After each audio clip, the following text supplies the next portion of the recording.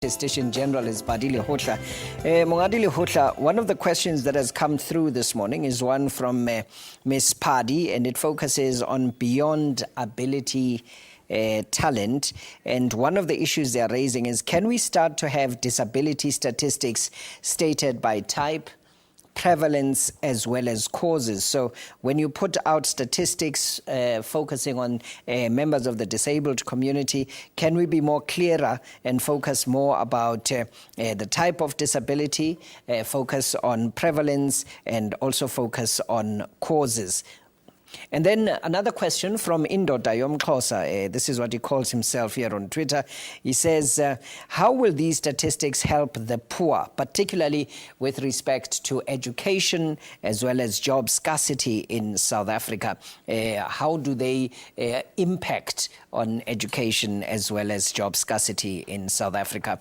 And then One Shoe tweets, and Kinosi Machepa, in fact, responding to the earlier tweet that we read from one of our viewers, saying that I'm happy that my family and I were counted by a bright and hopeful but unemployed lady. Well done with respect to that. So those are just three of the issues that have been raised this morning. Peter? Indeed, and welcome back to Santon. All right, so first question, is the disabled among us counted specifically? Type, prevalence, and perhaps causes? Well, type, prevalence, and not cause. Right.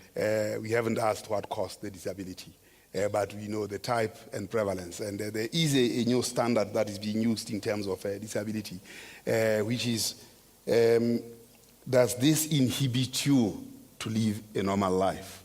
And that's what actually defines disability beyond just appearance or physical kind of. So this is the Washington group that works worldwide. By the way, the work that we do is governed by the United Nations Statistics Commission. So the disability component of it draws from the United Nations Statistics Commission, in particular the disability group, which is the Washington one. So we got disability type and not cause, and prevalence. So you'll know percentage-wise how many people. It doesn't work that well for children who are under 5, because a child who is under 5 doesn't know how to answer for themselves, and the prevalence may not be as obvious at the time. So that whole thing doesn't work for people under 5. So, but beyond 6 and above, the definitions and the application works quite well. It's quite robust. All right, so the other question is, how does it help the poor, particularly when we talk about education and jobs? I think we heard from the Treasury what they would do with this information and how it might impact poor people. But I was just wondering from your observation. It's very, if you look at South Africa, the narrative, I would be hard-pressed to argue that policy doesn't use the statistics. I think the evidence in terms of the targets that are desired as defined in the RDP, be 200 meters water available, electricity, and all these other things, you can see that policy uses these statistics to do what needs to be done. And because the policies are largely resolving issues of triple evil that faces South Africa: unemployment, inequality, and poverty. The data, therefore, should be helping the poor. By the way, as you eat your breakfast after 9, we've got a Lerato story here that we can play for you, and you will see how the statistics can be used by anybody, including individuals, in making their own individual decisions. It brings knowledge to you. It creates the platform for understanding, and then leaves you to see whether you can act, having understood what you see. Okay, let's go to table number 11, Jabu Nxumalo. Table number 11. Morning, my name is Jabu Nxumalo. I want to know if there are no anomalies in the data, and does it mean that data cannot be trusted, given the money that taxpayers forked out for the census? Okay. Oh, indeed, the anomalies you will find.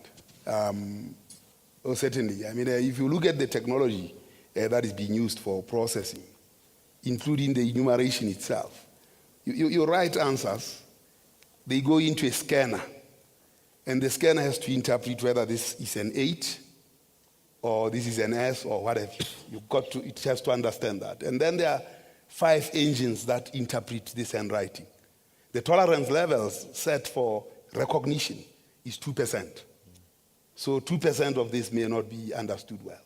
By the way, the United Nations Statistics Commission defines that where your edits are 10%, the data is usable. Where your edits are below 5%, then the data is excellent. Now, be assured that in the question of age and sex, the edits were only were about 2%. And when you use the UN Joint Score, which is your estimation of the quality of age reporting, that falls within, it's quite, in fact, it falls within the range of good data.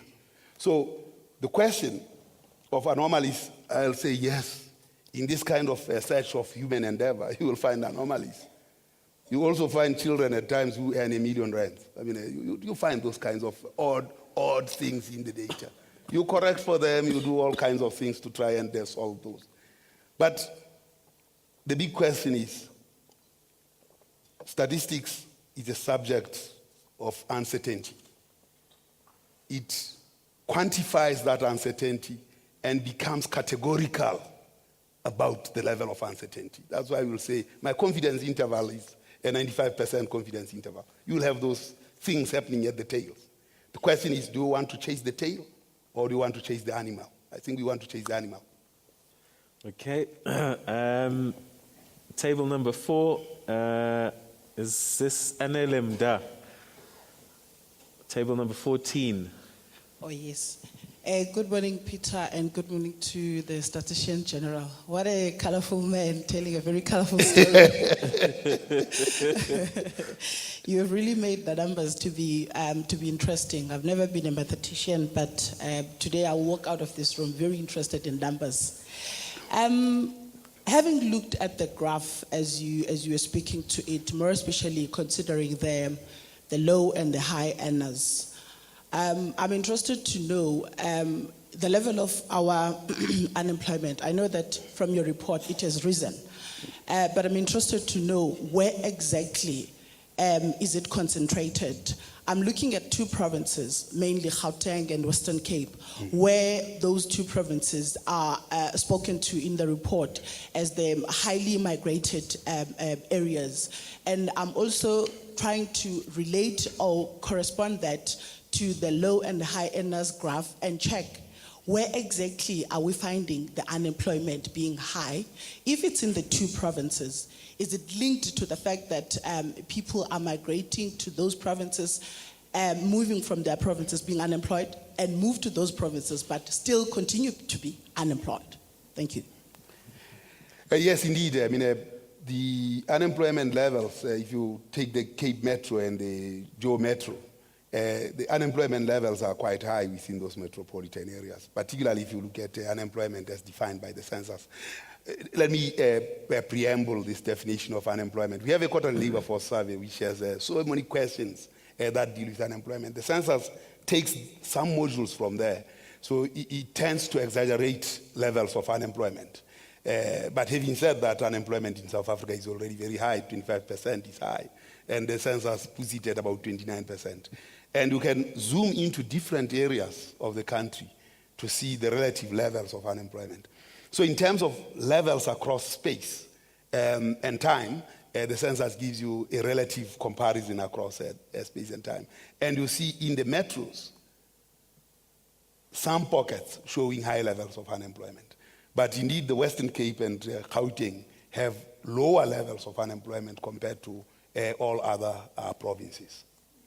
But there are pockets that have this high unemployment. And of course, you may find that they correspond very much with the shack settlement population.